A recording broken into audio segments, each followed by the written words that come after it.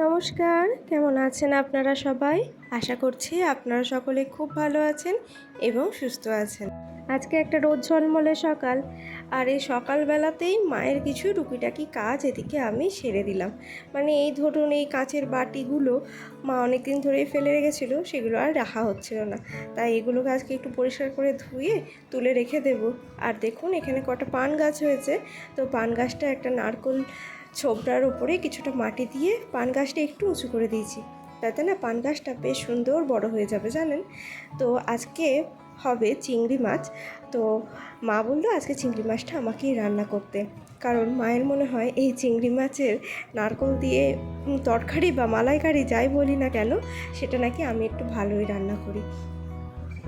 তার জন্য দেখুন এদিকে কিছুটা আলু ভাজতে দিয়ে দিয়েছি, কারণ তরকারি যাই হোক না কেন তাতে একটু আলু না হলে কিন্তু ভাতটা ঠিক উঠবে না। আর এই মায়ের সারাদিনের খুটখাট কাজ, তার মানে ওই চাল বাছতে বসে পড়েছে। এত ধৈর্য সহকারে করে, এত ধৈর্য তো আমার কোনো দিনই ছিল না। আর দেখুন বাপি গামা কাটতে গিয়েছিল, তারপর নিয়ে চলে এসছে দুটো আম। দেখে কি ভালো লাগছিল, আর মা তো খুব খুশি হয়েছিল। এখন বাজে ওই 10টা মতন।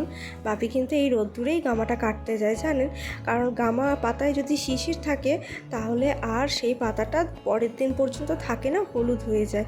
তো সেই কারণে এই রোদ্দুরেই যায়, সমস্ত শিশিরটা চলে যায়, আর বাপি গামাটা কেটে আনে। তো এদিকে আমার রান্নাও বসিয়ে দিয়েছি।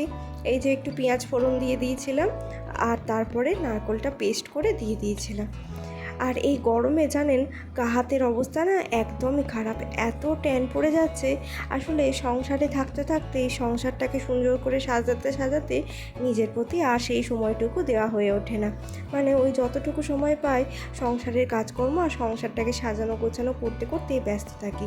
তাই ভাবলাম একটু বাইরের দিকে যাই, গিয়ে একটু অ্যালোভেরা নিয়ে আসি। আর এই কাঁচা অ্যালোভেরাটা, মানে গাছের টাটকা অ্যালোভেরাটা আমার স্কিনে না খুব শ্যুট করে জানেন। তো এদিকে তরকারিটা কষাতে দিয়ে চলে গেছিলাম অ্যালোভেরা আনতে। তারপরে মা দেখি আম কাটতে বসেছে। তো ভাবলাম এই গরমে তো আম খেলে, তো ছোটোর থেকে শুনেছি মা আমাকে প্রত্যেক সময়ই বলতো আম খেলে নাকি গায়ের রঙও আমের মতন হলুদ চকচকে হবে। তাই মায়ের কাছ থেকে একটু আমও নিয়ে নিলাম।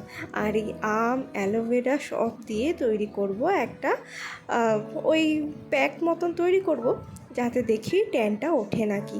একদিনে অবশ্য উঠবে না, তবে সামান্য কিছু রেজাল্ট হলেও কিন্তু সেটা বুঝতে পারবো। তার জন্য দেখুন অ্যালোভেরাটা জলে ভিজিয়ে রেখে দিয়েছিলাম, কারণ ওই যে হলুদ একটা অ্যালোভেরার থেকে আঠা বের হয়, সেটা না খুব একটা ভালো না। তো তার জন্য অ্যালোভেরাটা বেশ খানিকক্ষণ ভিজিয়ে রেখে দিয়েছিলাম। এবার ছুরির সাহায্যে ভেতরের ওই জেলির মতন অংশটা নিয়ে নেব, আর ওই মিক্সার গ্রাইন্ডারে দিয়ে দেবো একটু আম, একটু আলু, আর এই দেখুন অ্যালোভেরার ওই জেলটা, আর এটা দিয়ে ভালো করে পেস্ট করে নেব।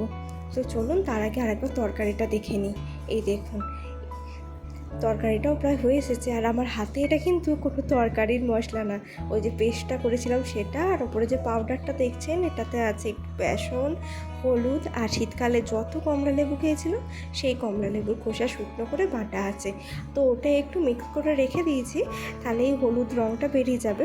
আর এই হলুদটাও কিন্তু গাছের হলুদ জানেন, বাড়িতে যে হলুদ গাছ বসিয়েছিলাম সেই কাঁচা হলুদটাকেই কিন্তু এর মধ্যে দেওয়া আছে। তো দেখুন এদিকে আমার তরকারিটাও হয়ে গেছে, আর এরপরে যা কিছু করার সেটা মা করে নেবে। তো আপাতত আমার কাজ শেষ। এরপরে একটু এই প্যাকটা ভালো করে অ্যাপ্লাই করে নিচ্ছি। মোটামুটি যে শরীরের অংশগুলো একটু রোদ পায় সেই জায়গাগুলোতে, এই ধরুন পিঠে, হাতে, পায়ে, মুখে সব জায়গাতেই কিন্তু খুব ভালো করে অ্যাপ্লাই করে নিয়েছি। এবার বেশ খানিকক্ষণ রেখে দেবো এটা শুকানোর জন্য। এই যে কাঁচা আলুর রস, এটা কিন্তু ট্যানের জন্য খুব উপকারী জানেন, এতে কিন্তু ট্যান একদমই পড়ে না।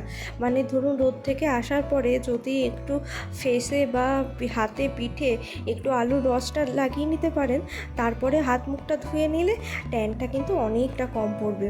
আর এদিকে আমার গা হাত প্রায় শুকিয়ে এসেছে, সেই জন্য দেখুন এবার এটাকে ভালো করে একটু ধুয়ে নিচ্ছি। তো চলুন ধুয়ে নিই পরিষ্কার করে, তারপর আপনাদের দেখাচ্ছি যে আদৌ কিছু ইমপ্রুভমেন্ট হয়েছে কিনা। তবে এটা তো সকলেরই জানা কথা যে একদিনে কোনো কিছুই ঠিক হবে না। এটা যদি আমরা অন্তত সপ্তাহে 3 থেকে 4 বার করতে পারি, তাহলে কিন্তু আমাদের স্কিনটা অনেকটাই ভালো থাকবে। তাহলে আজকের মতন টাটা, সবাই ভালো থাকবেন, সুস্থ থাকবেন, আর আমার ব্লগ কেমন লাগছে জানাতে ভুলবেন না। টাটা।